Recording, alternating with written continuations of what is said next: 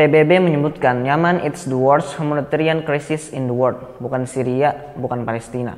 Di zaman di mana kekerasan, kejahatan, kemiskinan, dan krisis bisa ditemukan di mana-mana, PBB malah menyebut Yaman sebagai negara krisis terburuk sedunia.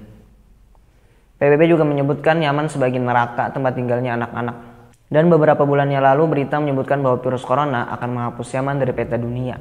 Dan juga pada Desember 2020 ada serangan mematikan di Bandara Aden saat pemerintahan baru. Apa yang terjadi pada Yaman?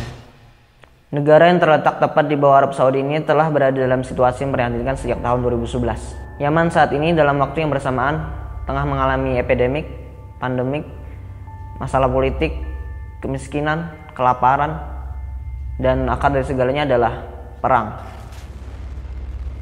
Sebelum perang, Yaman tercatat sebagai negara Arab termiskin. Ketersediaan bahan pangan adalah masalah yang terbesar yang ada di negara Yaman.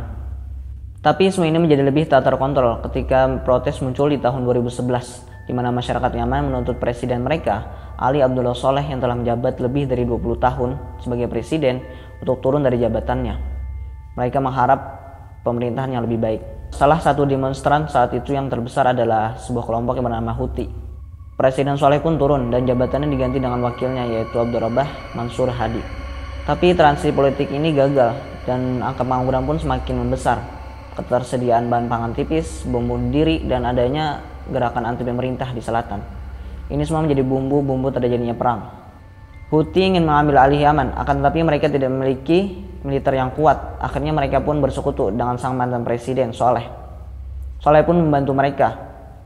Kolaborasi mereka ini membuat Houthi berhasil menaklukkan ibu kota Yaman, Son'a. Dan mereka siap menaklukkan kota Aden di mana Presiden Hadi berada. Presiden Hadi pun terpaksa melarikan diri ke Arab Saudi. Arab Saudi pun membantu karena mereka melihat Houthi sebagai ancaman. Kenapa ancaman?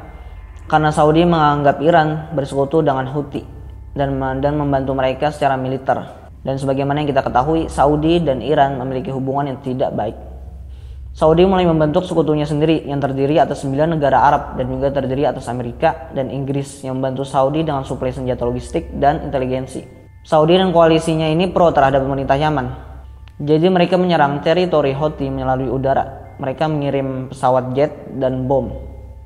Tapi yang jadi korban bukan Houthi saja. Rakyat biasa yang tak terlibat juga terluka dan tewas. Bangunan dan infrastruktur milik warga sipil juga telah hancur. Semua pihak yang terlibat tersebut telah melanggar hak kemanusiaan internasional.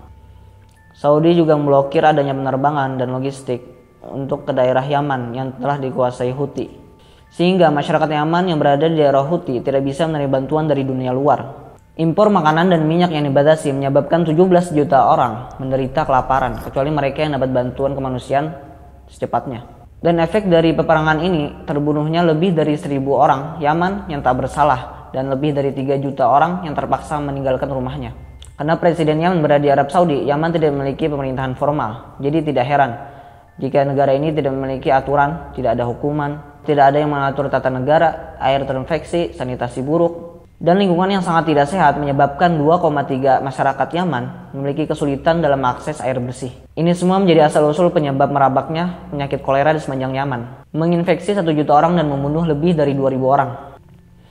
Karena perang, pelabuhan dan infrastruktur yang biasa digunakan untuk mengimpor bahan pangan dan bantuan telah hancur dan rusak, sehingga menyebabkan kurangnya bahan pangan dan meningkatnya harga makanan. Rumah sakit dan pelayanan medis yang berkualitas juga sulit untuk ditemukan. Listrik hidup mati dan kadang mati sampai 24 jam.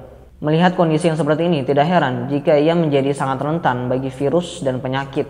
Karena masyarakatnya memiliki sistem imun yang sangat rendah dan bahkan ada anak-anak yang tidak pernah diimunisasi.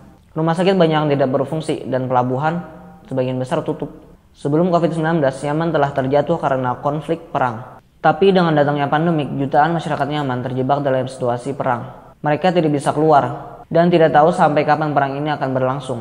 Tapi mudah-mudahan semuanya akan berakhir secepatnya. Amin. Apa yang bisa kita lakukan untuk membantu? Awareness, kesadaran, cari beritanya, pahami beritanya, share beritanya. Kalau bisa cari yayasan untuk membantu yang ada di negara Yaman. Dan tentunya doa. Jangan lupa untuk mendoakan saudara-saudara kita yang di Yaman dan juga saudara kita yang di Kashmir, Palestina, Syria, dan yang lain-lain.